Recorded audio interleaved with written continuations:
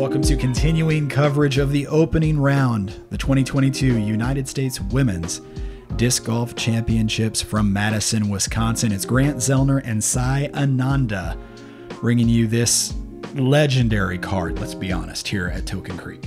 Yeah, we've got a lot of experience and even some younger players on the card too, with Aria as well, so we've got a really nice lineup.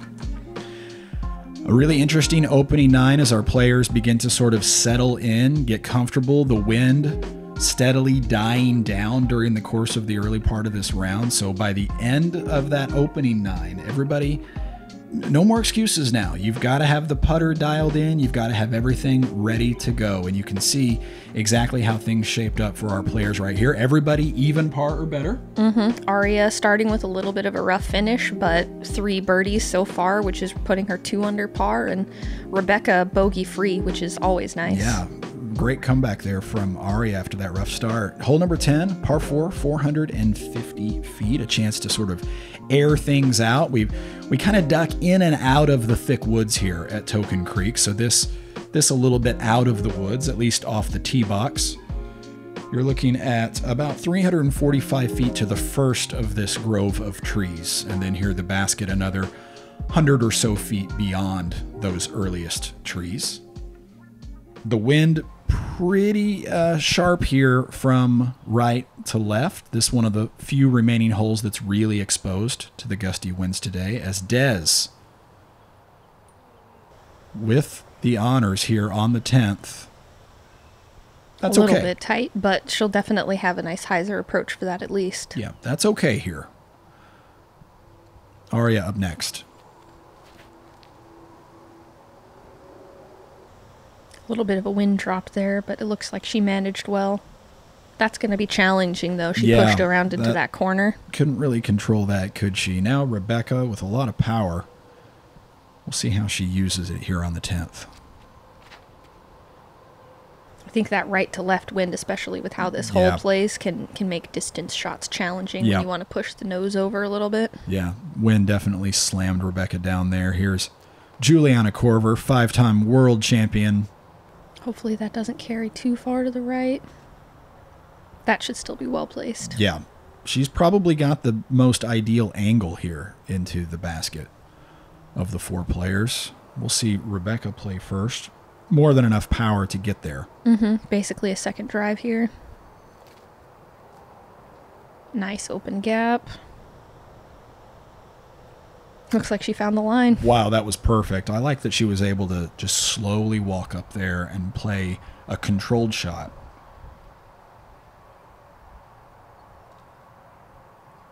A little bit closer, but a nice similar gap there. Puts it right under. 2 in the bullseye.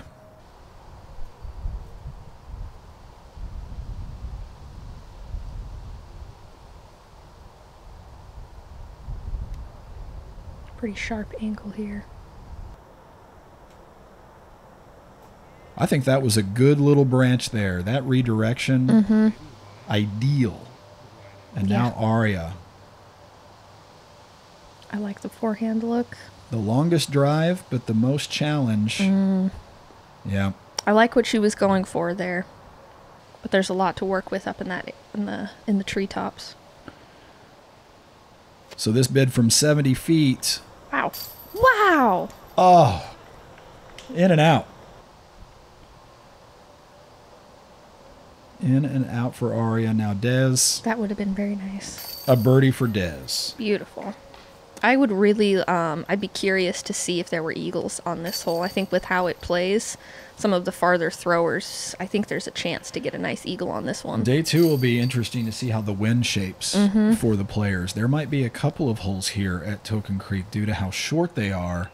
If the wind is in your favor, we could see some eagles on day 2. Not a lot on day 1, though, just given the way things sort of shaped up for the players. There's another look at Des, by the way, knocking in that birdie putt. Putting herself, I believe, right back under par. And we are on to the 11th, the second par 4 in a row here, 471 feet, a little bit uphill, and then around to the left. This legitimate dog leg, but a pretty wide play here for the players. And you'll see here in a moment where the basket is sort of tucked back in a little bit of a cul-de-sac here. Yeah, and you really want to get as much distance and leftward movement off the tee as possible to really put some ease on that approach shot.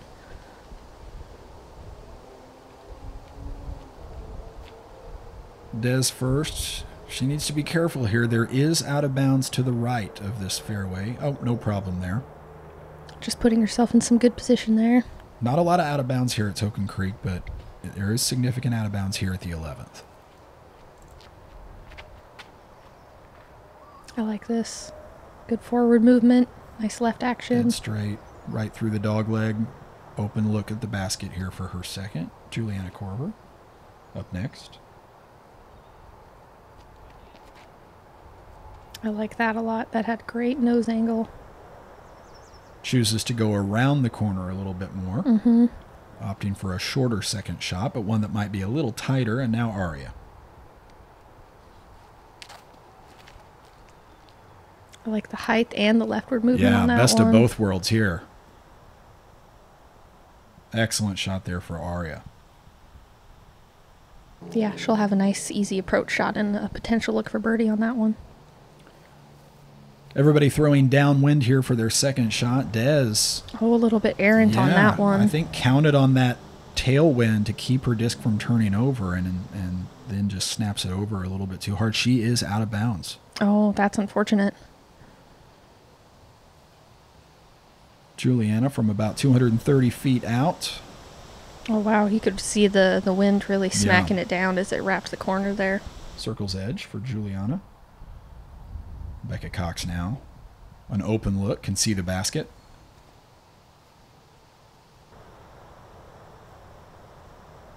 Right next to JK.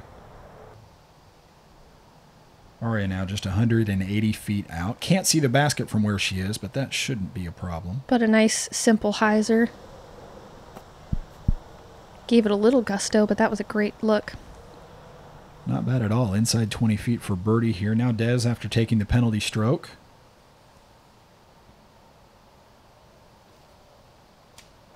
Great nose control on that one. That was an ultimate shot. I like that. A little sort of a on-purpose air bounce there. Exactly. You can see her experience coming through there in that shot. Juliana's struggled just a little bit inside the circle today. We'll see if she can knock this one in from 29 feet. Up and in. Still no fear. Yeah, lots of height on that, knowing the wind from behind is going to slam that disc down. Confident shot.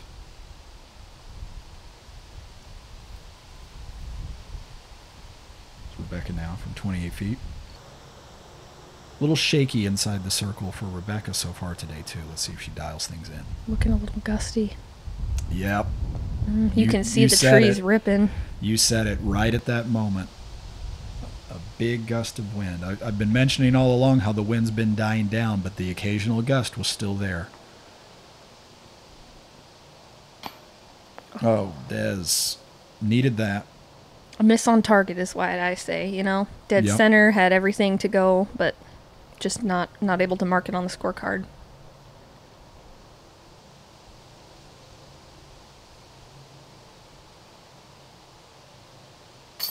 Excellent. Yep, Aria squeaking things in there. On her right, our left, but carding the birdie nevertheless. Now Rebecca saving a par here, hopefully from 15 feet. Hopefully no random wind gusts. Yeah.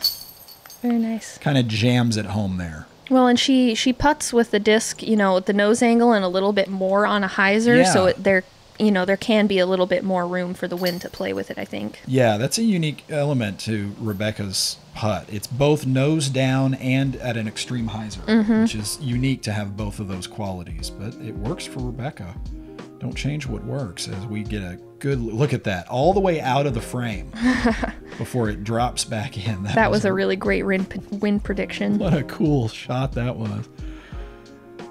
Oh, I like that a lot. Jumping up to hole 12, 264 feet. This par 3 wraps around to the right all the way from the edge of the tee box to the basket. You may think this hole, and I'm sure some people can get a forehand there, but in my opinion, either a mid-range or a putter off of the tee to really get that forward moving left to right. You need a sharp anhyzer that's going to sort of pan out at the end and just sort of float in like a helicopter down toward the basket. Here's JK going to show us how. Boom. That's it. Yep, that's it right there. Slow disc, up high, and gliding down toward the basket. Yeah, in the circle. What a shot. Here's Aria. She does have the powerful forehand, so we'll see how this works out for her. It might be... Yeah. She kept it tight to the corner. That's how you're going to do that? That went very well. Very nice to see an example of both. I agree with you. I think that's the more challenging option, but if you have confidence in it, by all means. Here's Rebecca. Back to the gliding anhyzer. A little bit of that pan out at the end. Oh, nice. Beautiful. I love that. That had an opportunity to go in had it been on the line. And now we've got Des.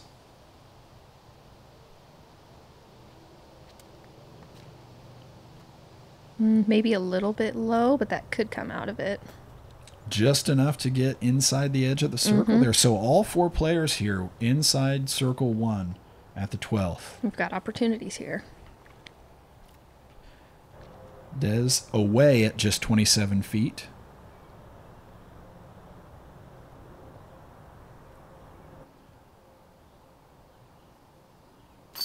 Beautiful. Perfect. What a great recovery after that double bogey. So back to even par on the back 9 and even par for the tournament.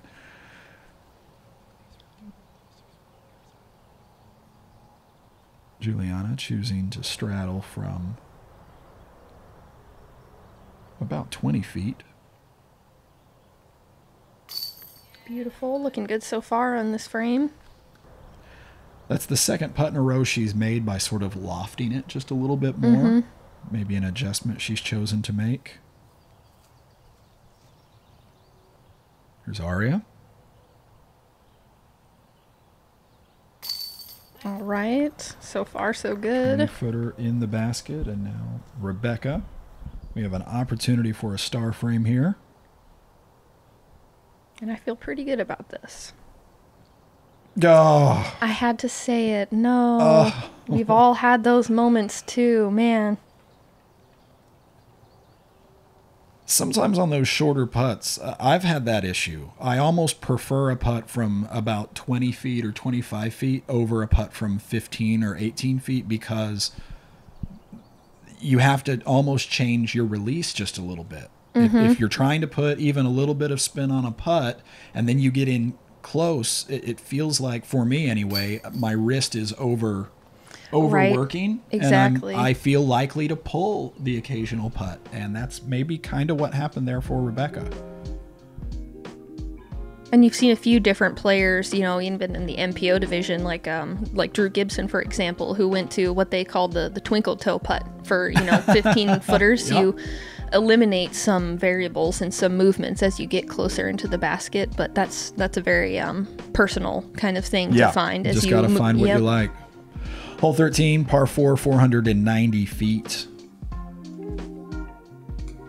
Another kind of windy serpent hole, as I would kind of call it. It bends a little bit one direction and then finishes in the other. I think the upshot is most challenging on this one, Yeah, definitely. The sort of sharp bend there at the end back to the right. Obviously a challenge. Everybody just trying to get off the tee straight here, starting with JK. Mission accomplished. And a little bit of leftward finish definitely doesn't hurt. Gives you a little better angle, if there is such a thing, into that area around the basket. Here's Aria. Nice. Using all of the width of that fairway there to stretch it out.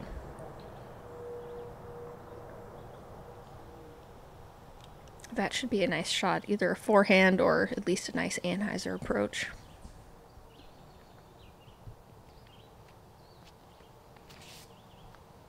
Des, a little bit of a pull. Yep, catches a tree that may have been out of sight for her off the tee pad. And that's unfortunate on a 490 hole to come Yeah. up short off of the tee, but you can definitely make up for it. Becca now safely to the middle of the fairway. Nice and low. So Des will face more than 300 feet still here for her second shot on the par 4. And without a forehand, this is definitely going to be a very technical shot. Yeah, Des doesn't go to the forehand very often. That's for sure. And certainly not for power shots. So Des out in the open. She can see the basket from there. Hopefully a nice up and down, and she can hold her par. You can see Rebecca visualizing the shape. And making it a reality. Yeah. Really not a bad shot from there. The angle of this green, circle's edge is a effort. Yeah, and that'll be a good birdie opportunity. Ooh, a little tight on that one. Yep. That is tricky in there. Now Aria, one of the few players that can see the basket from her lie. Maybe a little safe. Mm-hmm. Don't Yeah. blame her though. No, and then that I imagine that's a little bit frustrating when the basket is so well within sight. Juliana Yep, just pitching out from there. leaves herself a little bit of work to do as Des now from 75 feet. You never want to rush those layups, even though you are just putting it under the basket. You never want to rush yourself. That should be a nice, easy par for her. Here's Rebecca.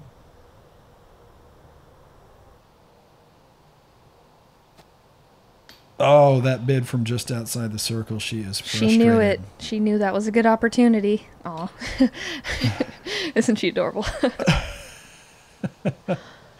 Aria now. Right at circle's edge Oh, man. and just low.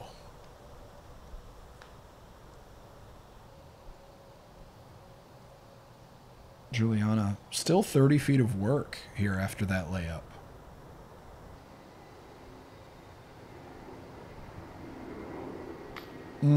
That's tough. Didn't get the height that she'd gotten on the two previous putts. And I think that height is, I think, what her normal putt would look like, I'd want to say. So sometimes the wind can cause you to make different decisions, Yep. kind of based on angle of release and height. That arcing putt of hers, though, that usually goes above the level of the top of the basket and then falls back in. That's sort of how you can tell if JK is really on her putt that day or not. We'll see if she can right the ship before the end here of this back nine at Token Creek. Another quick look here at Rebecca's tee shot. She packs a lot of power into that frame. I like it. Nice. What a straight release, too. That was a good shot.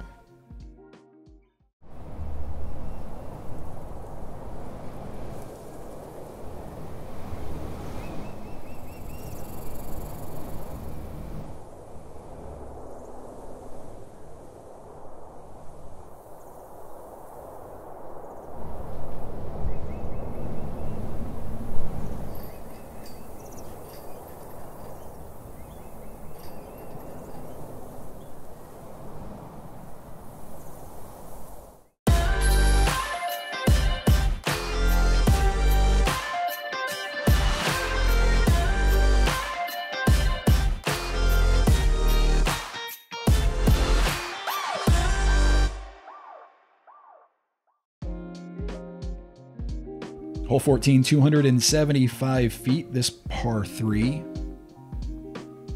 Pretty straightforward, really, in that what you see is what you get. You don't have really a specific line.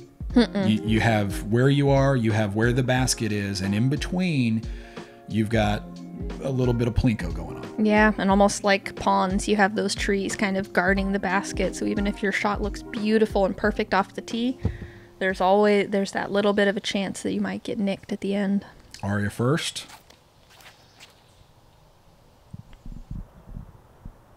Oh my gosh. Just a perfect shape there. That was an ace run without that tree. That was excellent. Exactly. Even the most beautiful shots.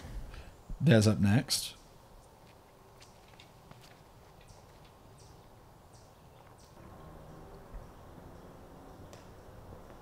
Little tree kiss and Contrast. down inside the circle. That's how you measure a good shot on this hole. Is you know you're got a good chance of hitting a tree. You just want to make sure you hit one of the correct trees. On the correct side. Rebecca, perfect weight. And Wow. one of those 5 or 6 trees around the basket, you're fine with hitting and you'll take what you get. So that was a good play. She should feel good about that. JK up last.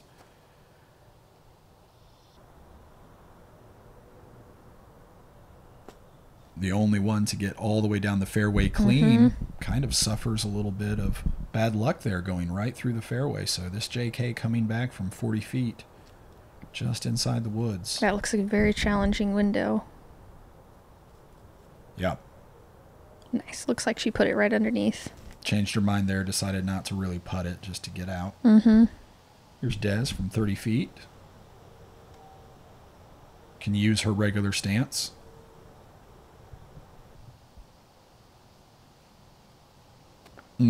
I wonder if that tree got in her way. Yeah, she's wasn't 100% sure of her decision there. Here's Aria. Bang. That one went in with authority. Great one there, 27 feet away and right into the bottom of the basket. Rebecca needs this just for her confidence in her putt. Right. And sometimes that's Boom. that's all that you really need, is just to start with making that first putt, and then you can build from there.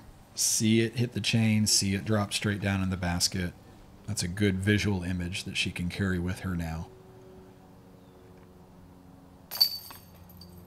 And everybody else cleaning things up here at the 14th. And Aria shaping up to have a very nice round as we end up wrap up the back 9. Yeah, she really is. Pacing with the leaders, honestly. And it's only the first day, but that's always a really great place to start. It can't hurt, right? Hole 15 now. We go up and over 500 feet. This par 4. A pretty narrow gap to start. And those trees on the left side of the fairway can definitely put you in some trouble. Yeah, they pinch things down quite a bit more than this particular drone shot feels like. Everything really tightens there for a moment. It creates a little bit of a dog leg here. That the hole gently bends to the left, but because of those trees, it makes that bend feel a lot sharper. Everybody kind of just trying to place this shot so they don't take themselves out of the opportunity for birdie right out the gate. Here's Aria leading things off. I like that she put a little bit of flex on that one, but it definitely made it a little risky. Yep. Took on the risk. Rebecca now coming off a birdie.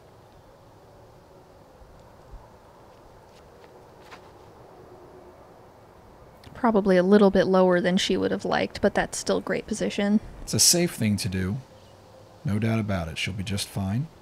Des up.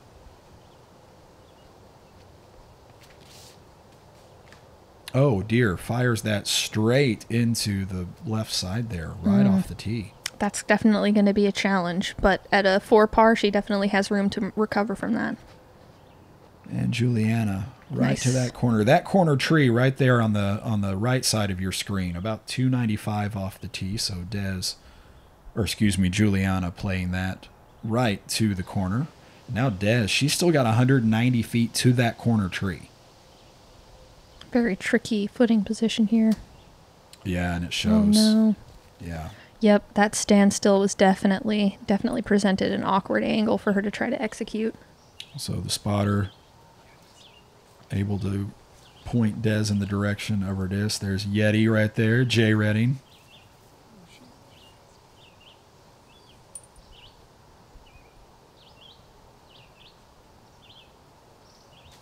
Yeah, I took a look at that There we situation. Absolutely nothing. The only option she had was to get out to the corner and sort of take her medicine. go. Right, and put herself in a position to at least execute the next shot. Ooh. JK a little high. Just a bit into the woods there, looking to get up and down Right. to save that par. given the distance, I think she was definitely looking to put that one under it, hopefully. Yeah, for sure. Rebecca now just 280 feet out. Again, erring a little bit on the stable side. That doesn't look too far off, though. That'll be a tricky putt, but not impossible. Tricky, actually inside the circle. Mm-hmm.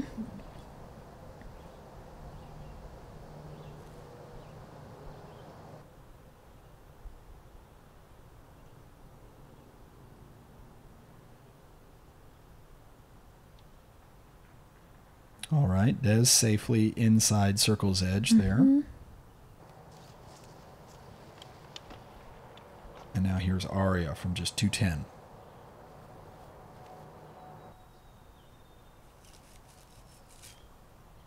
Very nice. That's what you're looking for. Kept that disc from hyzering out as some of her other card mates did. Juliana here. She's outside circle 1. She's about 42 feet. And yeah, decides not to take any chances. Right, now it's not the time for it. Walk away with a drop in par. Mm-hmm. Rebecca, Ooh, I had a feeling that was doable too. That was a great run from there. Now Des, 30 feet. This, I believe, to save a bogey. This would be big. Taking her time, staying focused.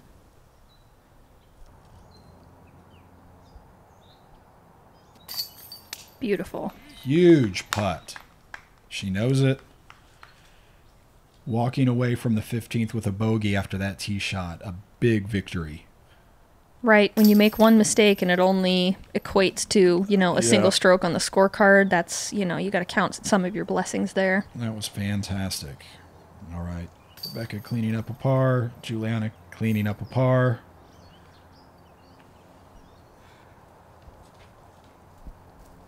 That'll be our last par 4 of the round here at Token Creek. Yes, this deserves a second look, no doubt about it.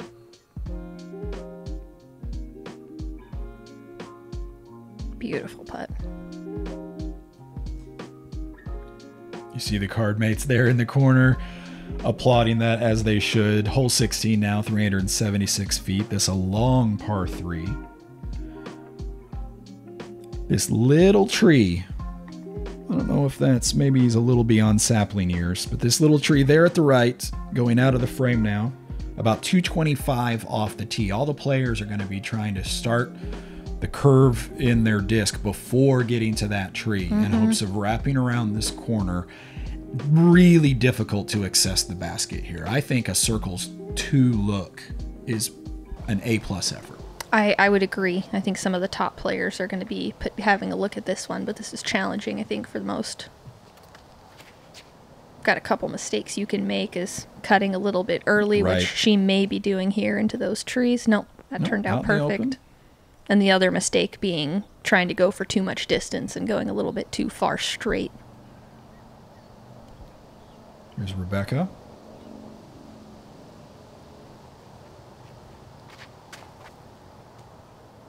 Boy, that made me nervous, but gets around the corner, gets a little bit of ground action. Yeah.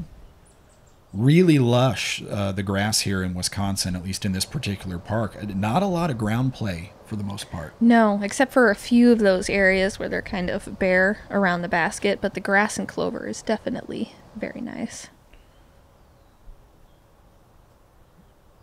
Textbook shot. Yep, perfectly shaped around the corner, yet still leaves her 80 feet or so to go. And here's Des.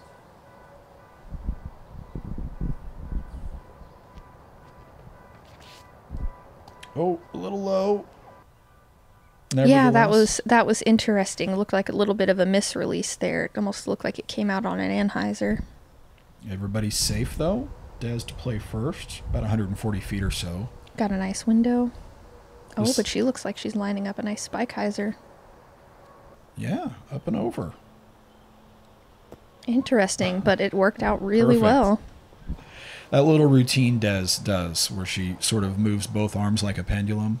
Right, to get her momentum. Iconic. Aria, pretty good bid there from about 80 feet. And a nice safe bid, too. Ran the basket, but didn't end up too errant. Oh, that a little bit higher, and that was absolutely online. Now Rebecca, about 70 feet or so. Oh, love that. Another nice Gave run. it the height. And that's all you can really do on this hole with how it plays. It seems like you've got a very, like you said, a nice long circle 2 putt or potentially even a throw in. You can see the wind really no longer much of a factor at this point in the round. The steady wind from early on had died out by this point, and then those remaining gusts every now and then had pretty much died out by this point. Which was a relief. I was seeing on the forecast that the wind was actually supposed to increase as the day progressed, so it turned out to be very, very nice weather. And for those watching anywhere south of Wisconsin, yes, the temperature very comfortable, right in the low 80s or so, which cracked me up hearing a few locals talk about how warm the day was. And I thought, you are more fortunate maybe than you realize, because it's at least 25 degrees cooler here than I think it was where I hail from. Yeah, and I would definitely be one of those people complaining about the heat. I'm from the West Coast, so 75 is a hot day, It's a at least this scorcher time for of year. you. Yeah. Ananda, ladies and gentlemen. Hole number 17, 240 feet of par 3. Shaping just a little bit over to the left there toward the end. Here is Aria with the box.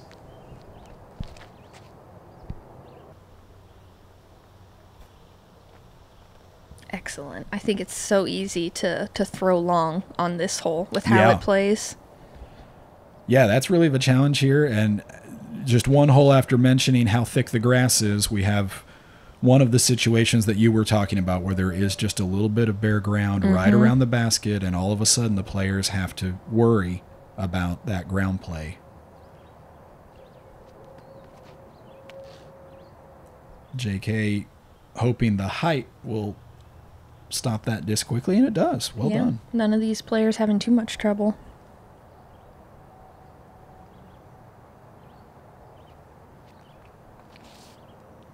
Des going for a little bit of a flex line. Oh, squeaks 2 trees. And ends up well in the circle. Not bad.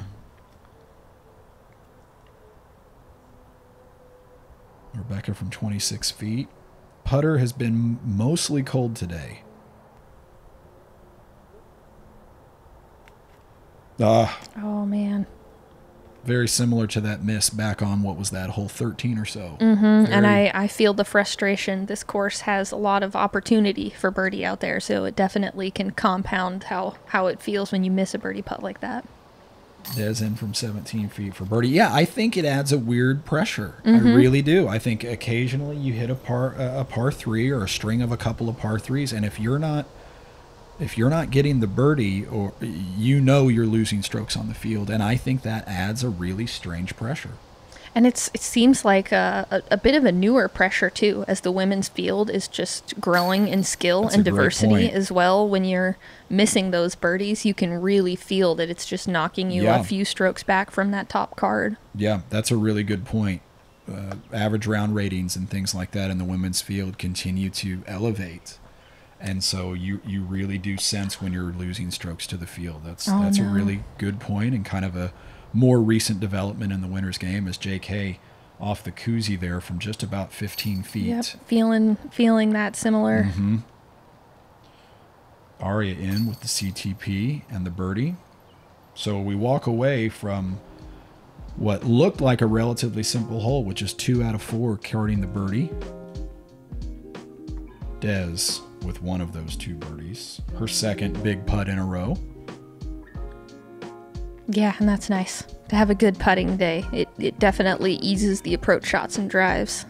Fist bumps all around. Hole 18, 347 feet, a long par 3 to end the round. Playing a little bit into what remaining wind there is, as things were getting calm late in the afternoon here in this part of Wisconsin.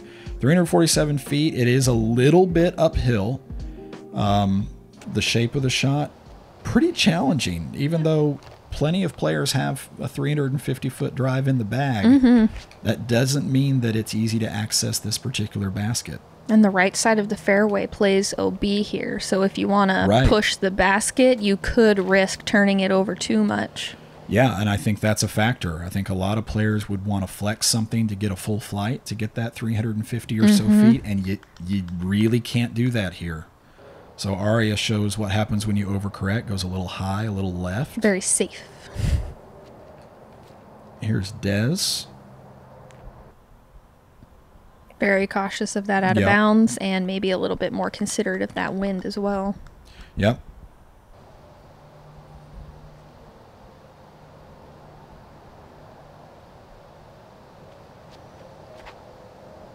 Full send from Rebecca. But again, going with a disc that is not going to turn over. So she leaves herself well out to her left, our right, as we look back up the fairway. It may not be intentional, but it looks like these players are more than okay with just finishing with their par to end the round. Juliana, straight up the middle. Great line, just need a little bit more height, but that could be a nice opportunity for a throw-in potentially. Des from about 140. Dealing with a lot of cabbage there, both in her backswing and there about halfway to the basket. She'll have 26 feet or so remaining. Aria quickly to play. She knew what she was doing. Great shot there from 100.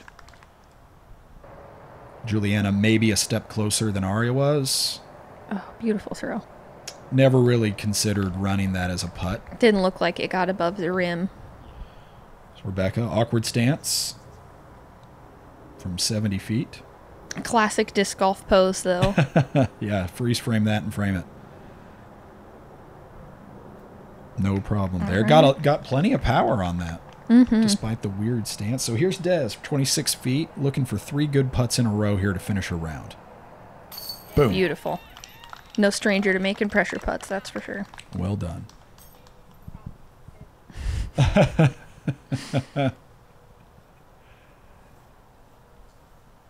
Nice to see a little crowd on third card as well, too. Yeah, there were some campers, not campers as in with a tent, but I mean people that chose to camp out all day long, or at least there they are. Yep. Back there in the corner, got to chat with a few of those spectators. Nice pars to finish. Yeah. Golf claps, everybody, all around. And Aria shooting clean on that back nine, finishing really strong. Beautiful putt. That's how you want to finish the round, you know, with confidence, seal it in there. As in acknowledging the crowd, love it. We get a good look at the full leaderboard here through one round of the 2022 U.S. Women's Disc Golf Championships. Evelina Salonen has only been back in the States from Finland for, I'm not even sure if 2 full weeks have passed. There she is, 9 under par, owns Scoggins at 8. Playing it like you should. Yeah, tied with Maria and Haley King. Good to see Haley King up the leaderboard there. You see the rest of the top 10 there, including Aria from this card. We'll be back with continuing coverage of the PDGA U.S. Women's Disc Golf Championship. So make sure you're subscribed to this YouTube channel and following the PDGA on all of our social channels for continuing coverage from Wisconsin.